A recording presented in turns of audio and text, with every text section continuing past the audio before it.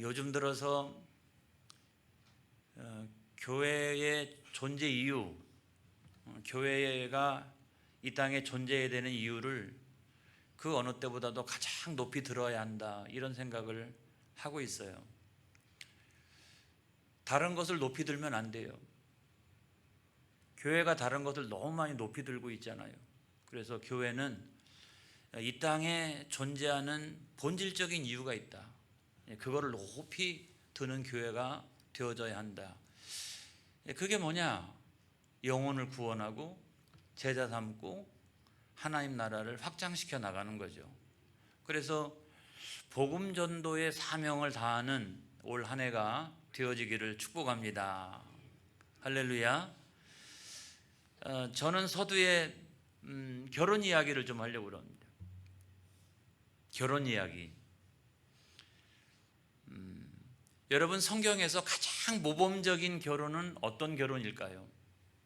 제가 볼 때는 이삭의 사례라고 생각합니다. 저는 그것이 가장 모범적인 사례라고 생각을 해요.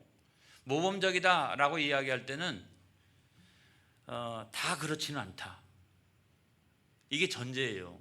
모든 사람들이 다 어떻게 그런 모범적인 결혼을 할 수가 있어요. 그렇지만 그거는 본이 된다, 이런 거죠. 본이 된다. 어째서 그럴까? 첫 번째로 보면 이삭은 일부일처제 결혼을 했어요.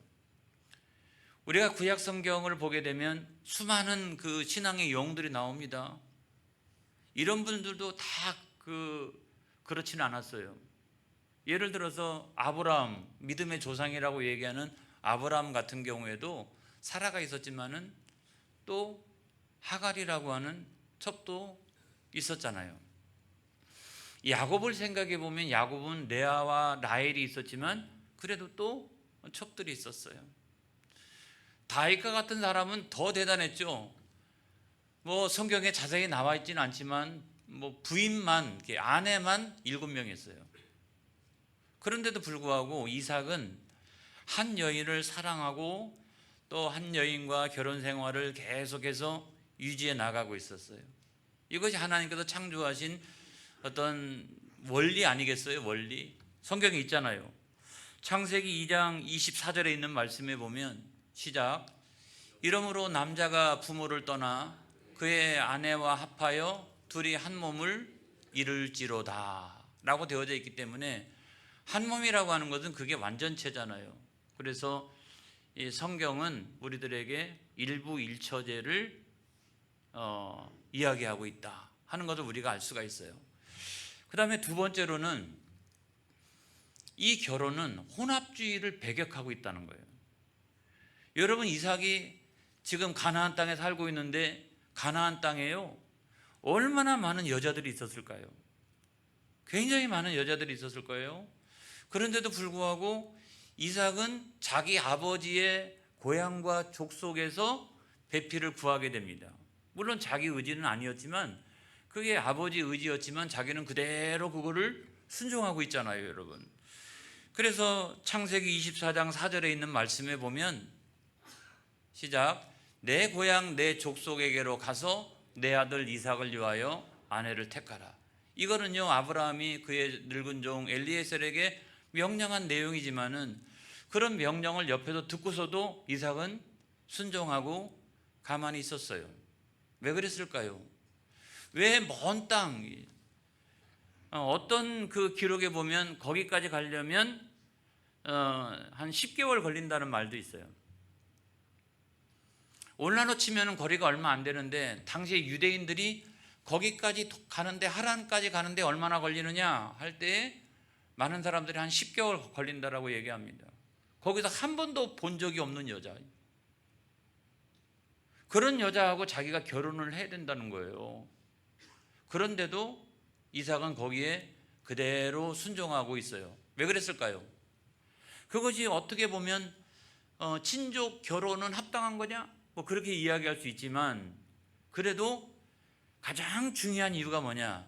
신앙의 순수성이라고요. 신앙의 순수성. 그래서 혼합주의를 배격하고 아무튼 신앙의 순수성을 어떻게 하면 잘 유지할 거냐, 이런 것이 굉장히 중요한 목적이었어요. 여러분 오늘날 신약 시대도 마찬가지입니다. 앞으로 시대가 달라져도 저는 마찬가지라고 생각을 해요.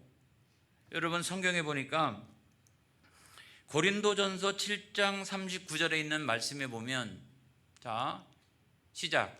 아내는 그 남편이 살아있는 동안에 매여 있다가 남편이 죽으면 자유로 자기 뜻대로 시집 갈 것이나 주 안에서만 할 것이니라, 이런 말씀이 있잖아요. 그래서 이제 뭐 사별할 수도 있어요. 일찍 사별할 수도 있고 나이가 들어서 사별할 수도 있고 또 피치 못할 사정 때문에 헤어질 수도 있어요. 여러분 저는 그럴 수 있다고 생각합니다. 피치 못할 사정이 발생했는데 옛날처럼 막 무조건 참아야 된다, 생명의 위기 가운데 있는데도 무조건 참아야 된다, 그런 건 아니잖아요. 그럼에도 불구하고 이 가정을 어떤 가정으로 세워야 되느냐 할 때 주 안에서 해야 된다는 거예요. 주 안에서. 할렐루야. 항상 가정을 처음 시작할 때도 마찬가지고 그 다음에 가정을 회복해 갈 때도 굉장히 중요한 것이 뭐냐면 주 안에서 해야 된다. 할렐루야. 주 안에서. 그래서 믿음의 가정 세우기, 우리 교회는 다 믿음의 가정을 세워나가는 그런 가정이 되어지기를 바랍니다. 믿음의 가정 세우기, 이거를 포기하지 말아라, 그런 말씀을 드리는 거예요. 세 번째는 요즘에는 많이 혼미해졌습니다마는 이들은 순결을 유지했어요. 이삭이 순결을 유지했다라고 하는 성경 말씀이 없지만 그럼에도 불구하고 그 가문이나 이런 것들을 생각해 보면 여러분 이삭은 순결을 유지했다고 생각을 합니다. 리브가는 뭐 성경에 분명하게 표현이 되어져 있어요. 남자를 알지 못하는 여인이라고 성경은 말씀하고 있어요. 창세기 24장 16절에 있는 말씀에 보니까 시작. 그 소녀는 보기에 심히 아리답고 지금까지 남자가 가까이 하지 아니한 처녀더라. 그가 우물로 내려가서 물을 그 물동이에 채워가지고 올라오는지라. 성경에 보면 아주 명확하게 있지 않습니까? 그래서 이런 사람들이 이제 결합을 한 거죠. 그 다음에 저는 중요하게 여기는 것이 뭐냐면 결혼은 신앙적인 결단이 좀 필요하다, 그런 말씀을 드려요. 제가 무슨 뭐 결혼 교육하는 시간은 아닌데 아무튼 신앙적인 결단이 필요하다. 이삭의 입장에서 한번 생각을 해보세요. 아버지, 이 가나안 땅에도 예쁜 여자가 얼마나 많은데 내가 아버지를 가만히 보니까 내가 아버지의 고향 족속에게로 가도 선한 것이 별로 없어 보입니다. 이러면서 나는 거부하겠습니다. 나는 여기서 결혼하겠습니다. 여러분 그렇게 하지 않았다는 거예요. 그리고 하나님의 사자가 나를 인도하여 줄 것이다.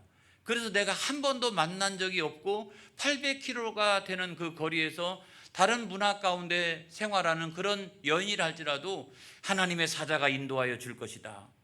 하나님의 사자가 인도하여 줄 것이다. 그리고 그 배필을 만나게 할 것이다.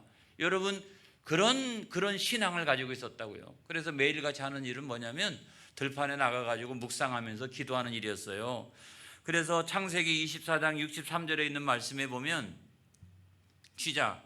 이삭이 저물 때 들에 나가 묵상하다가 눈을 들어보매 낙타들이 오는지라. 여러분 여기 성경에 보면 묵상했다는 거예요. 아니 들에 나가가지고 산책을 하면서 뭘 갖고 묵상을 할 거예요. 지금 이 시기에서는 자기 어머니가 죽고 난 다음에 자기의 결혼 문제가 집안에서 가장 중요한 시기였다고요. 이 시기에 자기가 결혼의 당사자인데 어떻게 했어요? 나가가지고 늘 들판에 가서 일을 하면서도 묵상을 했다는 거예요. 묵상을 했다라고 하는 말은 기도했다는 말이에요. 이 결혼 문제를 놓고서 늘 자기가 하나님의 뜻대로 순종하게 하여 주시옵소서, 하나님의 뜻대로 결혼이 진행되게 하여 주시옵소서, 이런 마음을 가지고 있었다는 거죠. 그건 신앙적인 결단이 중요하다. 리브가도 여러분 마찬가지예요. 엘리에셀이 가가지고 그 집안에 들어갔어요. 들어가가지고 신앙의 간정을 이야기합니다. 우리 주인은 얼마나 하나님께로부터 복을 많이 받았는지 알 수가 없고요. 그래가지고 세상에 100세의 아들을 낳았는데 내가 그 아들의 배필을 구하러 내가 여기까지 왔습니다 라고 하면서 신앙의 간정을 하고 있습니다. 신앙의 간정을 다 듣고 나니까 그 리브가의 아버지 부드엘과 또 오빠인 라반이 저거는 하나님 뜻이다, 그냥 그 간증만 듣고 그것이 하나님의 뜻이다 라고 생각해가지고 자기들은 오케이를 합니다. 근데 여러분, 아무리 그 부모가 오케이를 하고 그 다음에 오빠가 오케이를 해도 본인이 싫다고 그러면은 안 되잖아요. 그런데 리브가가 결단을 내려요. 여러분, 성경에 보면 창세기 24장 58절에 있는 말씀에 보니까 시작, 리브가를 불러 그에게 이르되 내가 이 사람과 함께 가려느냐? 그가 대답하되 가겠나이다 그랬어요. 그 신앙의 간증을 들어보니까 이 결혼은 하나님의 뜻이야. 이건 하나님의 뜻이야. 그리고 하나님의 사자가 인도해 갖고 여기까지 와서 나를 만나게 한 거야. 여러분, 그런 마음을 가지고 한 번도 본 적이 없는 남자를 만나러 지금 그 엄청난 거리를 지금 가야 되는데 이 리브가가 결단을 내리잖아요. 그래서 여러분, 결혼이라고 하는 것도 신앙적 결단이다. 신앙적 결단을 잘 내려야 된다. 그런 말씀을 드리는 거예요. 그 다음에 다섯 번째, 맨 마지막으로는 뭐냐? 기도로서 준비를 해야 됩니다. 기도로서. 자, 이삭 같은 경우는 들에 나가가지고 산책을 하면서 늘 묵상했다 그랬어요. 하나님의 뜻대로 이 결혼이 잘 진행되게 하여 주시옵소서. 그래서 우리 아버지로부터 내려온 이 축복의 언약이 나를 통해서 잘 개성되어져 갈 수 있도록 주여 역사하여 주시옵소서. 늘 그와 같이 기도하고 있었다는 거예요. 그래서 창세기 24장 7절에 있는 말씀에 보면 시작, 하늘의 하나님 여호와께서 나를 내 아버지의 집과 내 고향 땅에서 떠나게 하시고 내게 말씀하시며 내게 맹세하여 이르시기를 이 땅을 내 씨에게 주리라 하셨으니 그가 그 사자를 너보다 앞서 보내실지라 내가 거기서 내 아들을 위하여 아내를 택할지니라. 이건 아브라함이 엘리에셀한테 한 이야기지만, 명령이지만 여기에는 아브라함의 기도의 제목이 들어가 있어요. 아브라함의 기도가 들어가 있어요. 그러면 그 기도를 또 누가 하고 있는 거예요? 이삭이 같이 하고 있는 거죠. 들판에 나가가지고 묵상하면서 그와 같이 여러분 기도하고 있어요. 저는 목회를 하면서 그 많은 간증을 듣습니다. 특별히 결혼에 대한 많은 간증을 듣는데 그 간증들 가운데 많은 경우 내가 오랫동안 내 배필은 이와 같은 사람, 성격은 이런 사람, 또 아무튼 모습은 이런 사람, 이래가지고 구체적으로 내가 오랫동안 기도했는데 목사님, 세상에 그런 사람 만났어요. 내가 그런 사람하고 결혼해서 지금 살고 있습니다. 어쩌면 그렇게 첫 번째 딱 만났는데 내가 기도했던 그대로 그런 사람을 만났습니다. 그렇게 이야기하는 사람이 굉장히 많이 있어요. 그래서 여러분, 이 배우자를 위해서 구체적으로 하는 기도가 중요하다. 구체적으로 하나님 아버지, 저는 하나님 아버지를 믿습니다. 하나님 알아서 해주세요. 이러면은 하나님이 알아서 해주세요. 그래서 하나님 책임은 전혀 없어요, 여러분. 여러분들이 알아서 해달라 그랬잖아요. 하나님 책임이 없다고요. 그래서 제가 말씀드리고 싶은 것은 뭐냐면 결혼에 대해서는 기도를 구체적으로 해야 된다는 거예요. 이 배필에 대해서는 배필에 대해서는 구체적으로 기도해야 된다, 이런 말씀을 드려요. 뭘 볼 것도 없어요. 하나님이 알아서 해주신 것 같아요. 아무튼 우리가 여러분 구체적으로 기도해야 된다, 이런 말씀을 드리는 거예요. 자, 그런데 제가 여러분 이삭의 결혼을 묵상하다가 뭘 생각했냐면 영적인 결혼에 대해서 생각하기 시작을 했어요. 이 장면이 어쩌면 영적인 결혼과 너무 비슷하다. 예를 들어 보면 육적인 결혼이라고 하는 건 뭐예요? 아버지 아브라함이 그 아들 이삭을 위하여 배필을 구하는 거잖아요. 안 그렇습니까? 영적인 결혼은 뭐예요? 하늘에 계신 내 아버지께서 예수 그리스도, 독생자 예수 그리스도를 위하여 그리스도의 신부를 구하는 거 아니겠어요? 그것이 영적인 결혼 아니겠어요? 그 영적인 결혼에 누가 이 일을 합니까, 여러분? 그때 당시에는 누가 했어요? 그때 당시에는 아브라함의 종이었던 엘리에셀이 했어요. 그렇다라고 하면 오늘날에는 누가 합니까? 오늘날에는 누가 합니까? 그거는 교회가 하는 거죠. 그거는 우리가 하는 거죠. 그래서 저와 여러분은 복음 전도의 사명을 받은 사람들이다. 그래서 여러분, 저와 여러분이 어떻게 해야 되느냐? 어떻게 되느냐? 여러분 열심을 가지고 해야 됩니다. 오늘도 여러분 하나님 나라 확장을 위해서 하나님은 열심을 내세요. 여러분 그걸 믿으시기를 바랍니다. 고린도후서 11장 2절에 있는 말씀에 보니까 시작. 내가 하나님의 열심으로 너희를 위하여 열심을 내노니 내가 너희를 정결한 처녀로 한 남편인 그리스도께 드리려고 중매함이로다 그랬어요. 여러분 사도 바울은 하나님의 열심을 알았어요. 그렇기 때문에 자기도 열심을 내는 거예요. 그래서 그리스도의 신부를 위하여 늘 중매자로서 전 세계를 다니면서 전도자로서 사역을 감당했던 거죠.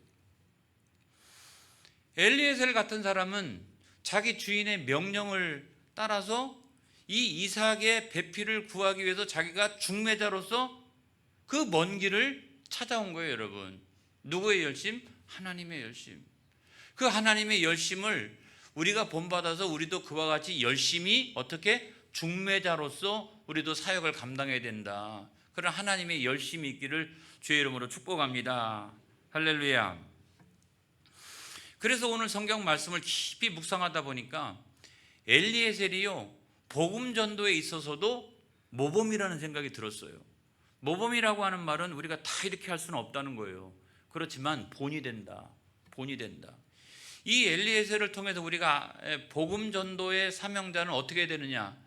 첫 번째로는 성령 하나님이 인도해 주셔야 됩니다, 여러분. 성령 하나님이. 그래서 엘리에셀이 길을 가는데 그 앞길을 누가 인도해 주세요? 하나님의 사자가 인도해 주세요. 오늘날 우리가 여러분 누구를 만나고 무슨 이야기를 하고 어디로 가야 할지 우리가 어떻게 합니까? 하나님의 택한 백성이 어디 있는지 우리가 어떻게 합니까? 알지 못합니다. 그런데 우리를 누가 인도해 주시냐면 성령 하나님이 인도해 주시는 거예요. 오늘 그 시대에 하나님의 택한 백성 이런 사람들은 하나님께서 전도자를 통해서 성령 하나님이 인도해 주신다는 거예요. 우리는 그 사람이 누군지는 알 수 없지만 성령 하나님이 내 마음속에 감화 감동을 주실 때 우리는 그 사람을 향해서 가고 또 그 사람에게 복음을 전하는 거예요. 할렐루야. 그래서 성령 하나님의 인도하심이 있어야 된다. 에베소서 5장 31절로 32절에 있는 말씀에 보면 시작. 그러므로 사람이 부모를 떠나 그의 아내와 합하여 그들이 한 육체가 될지니 이 비밀이 크도다 그랬어요. 나는 그리스도와 교회에 대하여 말하노라. 그래서 남녀가 만나가지고 결혼하는 것도 참 비밀이 큰데 여러분 영적인 결혼은 얼마나 비밀이 크냐 이 말입니다. 우리가 택하신 자녀가 누군지 어떻게 알고 내가 누구를 만나면 전도가 될런지 우리가 어떻게 알아요? 그렇지만 성령 하나님이 이 큰 비밀을 전도라고 하는 미련한 이 방식을 통해서 역사하시는 것을 믿으시기 바랍니다. 나 같은 사람을 통해서 역사하시는 거예요. 할렐루야. 그래서 우리는 늘 언제나 어떻게 된다? 성령 하나님의 인도하심을 받아야 된다. 이런 말씀이에요. 그 다음에 두 번째로 보면 하나님의 뜻에 순종해야 됩니다. 엘리에셀이 나는 나이가 들었습니다. 나는 못합니다. 나는 힘듭니다. 800km 어떻게 갑니까? 다른 사람들이 이야기할 때 10개월 정도 걸린다는데 혹시 내가 설사 거기까지 간다 할지라도 내가 내 마음에 드는 합당하다고 생각하는 여자를 만났어도 그 여자가 안 간다라고 그러면 어떻게 합니까? 그러니 나는 못 갑니다. 근데 여러분 그런 염려는 있어도 못 간다고 하지 않았어요. 자기는 끝까지 이렇게 순종하고 있는 것을 우리가 볼 수가 있어요. 오늘날에 우리도 마찬가지입니다. 오늘날에 우리도 마찬가지예요. 오늘도 우리가 나가서 복음 전하고 할 때마다 모든 사람들이 할렐루야 아멘 당장 당신네 교회 나가겠습니다. 이런 사람이 어디 있겠어요? 없잖아요. 그런데도 불구하고 하나님 택하신 사람들이 있다. 하나님 택하신 사람들이 있다. 그래서 우리가 하나님의 뜻에 순종하고 나가면 하나님은 그런 사람을 만나게 하신다. 할렐루야. 여러분 제가 지난주 설교를 하면서 이삭은 예수 그리스도를 예표한다 그랬잖아요.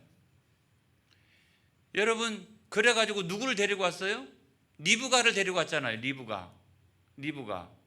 리브가를 데리고 왔는데 리브가가 누구냐면 천만인의 어미예요. 할렐루야. 여러분 그렇게 열심을 품어가지고 한 사람 리브가를 데리고 왔는데 그 리브가가 천만인의 어미가 됐어요. 할렐루야. 우리는 열심을 품어서 나가서 복음을 전하면 여러분 그 열심을 통해서 교회는 부흥되는 것입니다. 엄청난 역사들이 거기서 일어나는 거예요. 이걸 믿으시기 바랍니다. 그 다음에 또 세 번째로는 그렇게 순종하면서 나가면 걱정하지 말아라. 걱정하지 말아라. 그냥 걱정하지 말아라. 하나님께서 지혜 주신다. 여러분 이거를 믿으시기 바랍니다. 창세기 24장 27절에 있는 말씀에 보니까 시작. 이르되 나의 주인 아브라함의 하나님 여호와를 찬송하나이다. 나의 주인에게 주의 사랑과 성실을 그치지 아니하셨사오며 여호와께서 길에서 나를 인도하사 내 주인의 동생 집에 이르게 하셨나이다 하니라 그랬어요. 자, 여기까지 나홀 성까지 올 때는 하나님의 사자가 인도해 주셨어요. 인도해 주셨잖아요. 지금까지 인도해 주셨는데 이 나홀성에 도착해서 우물가에 딱 앉아 있는데 그 다음부터는 뭘 어떻게 해야 될지 누구를 만나야 될지 모르겠어요. 근데 그 순간에 뭘 했냐면 기도했다는 거예요. 기도했어요. 그런데 하나님께서 그 기도의 줄을 통해서 역사하시기 시작합니다. 기도 중에 하나님이 응답을 주신 거예요. 막 기도하고 있어요. 내가 지금 무엇을 어떻게 해야 될런지 배필이 어디 있는지 알 수는 없지만 하나님 제가 지금부터 기도합니다 라고 하면서 내가 여기서 서 있는데 어떤 여인이 와가지고 물을 기르는데 그 물동이를 들어서 가려고 하다가 내가 물을 달라고 그러면 그 물동이를 기울여 가지고 물을 주는 여인, 그리고 내가 지금 낙타가 10마리씩이나 되는데 그 여인이, 나는 말도 안 했는데 그 여인이 낙타에게 물을 주는 여인이 있다라고 하면 그 여인이 하나님께서 택하신 여인으로 알겠습니다. 여러분 이거 기도 중에 나온 거예요. 기도를 하면서 같이 응답을 받고 있는 거예요. 여러분 기도를 시작했는데 하나님이 기도 중에 역사하시는 거예요. 할렐루야. 그랬는데 조금 있다가 기도를 다 마치기도 전에 여자가 나타났어요. 여자가 나타났는데 일단 딱 봤는데 성경에 있는 대로만 이야기를 하면 여러분 딱 봤는데 일단 심히 아리답고, 다시 말하면 심히 아름답고, 합격. 이삭이 봐도 괜찮아. 합격. 그 다음에 내가 이제 물을 달라고 그러는데 당신은 손이 없느냐, 발이 없느냐, 입이 없느냐, 그렇게 말하지 아니하고 그냥 물동이를 치고서 얼른 가야 되는 거 아니겠어요? 그런데도 그 물동이를 다 기울여 가지고 주는 거예요. 지금 엘리에셀이 어디에 서 있습니까? 우물가 옆에 서 있잖아요. 내가 그냥 떠서 먹으면 되는 거 아니겠어요? 그런데도 물동이를 기울여 가지고 물을 주는 거예요. 합격. 그 다음에 세 번째로는 낙타가요 한 마리가 아니에요. 여러분 낙타가 10마리잖아요. 그리고 낙타는요 말하고 달라요. 물도 엄청나게 먹어요. 그래서 낙타는 사막을 다니는 거예요. 사막을. 그래서 물을 엄청나게 먹어요. 그래서 10마리 낙타가 성경에 보면 배부를 정도로 리브가가 물을 날랐다는 거잖아요. 이렇게 길어서 또 주고 길어서 또 주고 길어서 또 주고 10마리가 배부를 정도로 물을 길어서 줄 정도면은 상당한 시간이 저는 흘렀을 거라고 생각을 합니다. 합격! 이거는 그냥 합격 정도가 아니에요. 한 마리도 아니고 10마리를 갖다가 그냥 목이나 축여주면 되는 건데 배부를 정도로 이렇게. 그러니까 합격! 1000만인의 어미가 될 자격이 있어요. 벌써 딱 봐도. 그래서 처음에 합격, 두 번째 합격, 세 번째는 넉넉하게 합격.